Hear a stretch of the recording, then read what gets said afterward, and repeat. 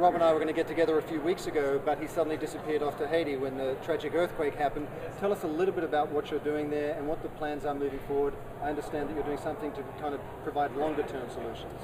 So I've been involved in the clean water space, essentially putting together projects and partnerships to get clean, safe water to school kids and villages in the developing world for the last 4 or 5 years.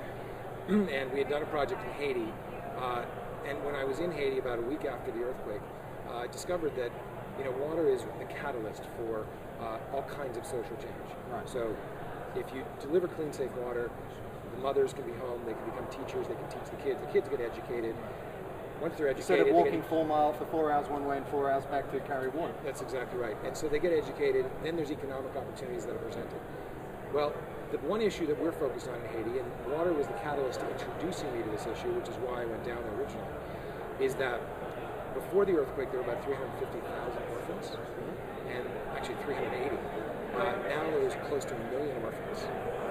Generations of kids that if we don't do something about them and create a holistic solution and teach them skills, the country will never rebound. It'll be a lost generation. It'll be a lost generation. And so what we're doing is we're putting together a project to build a home, a school, and a community center that's a catchment for a specific community in a given geographic region. The school will actually house certain kids who are orphans, who have no other place to be, but we're going to redefine this notion of what it means to be a child without parents or without family. It'd be more like a boarding school. Within that boarding school, there will be a opportunity to interact with the community. So it's a catchment for other community members to have activities, to have weddings, to have soccer fields. So you're rebuilding community, not just giving a place for orphans to live. That's right. Orphans and the water that we provide, the water is now, in this particular model, tertiary to it, but fundamental to their survival, becomes the catalyst and the fulcrum upon which everything else gets led. And this is so important because time and time again, as I hear different people working in the non-profit space, one of their frustrations is that there's a lot of run and done organizations that will go in, do some critical crisis management work, which is important in its own right, but over the long term, you need the investment to rebuild the infrastructure, to rebuild community, to rebuild schooling and so on. And so that's fantastic that you're sort of working in that area. How does anyone firstly have a look at PopRule? How do they get involved if either they're a consumer or a brand? Let people know. So PopRule is not particularly consumer facing at this moment in terms of its website. We're in stealth mode, so a lot of our relationships are very one-on-one.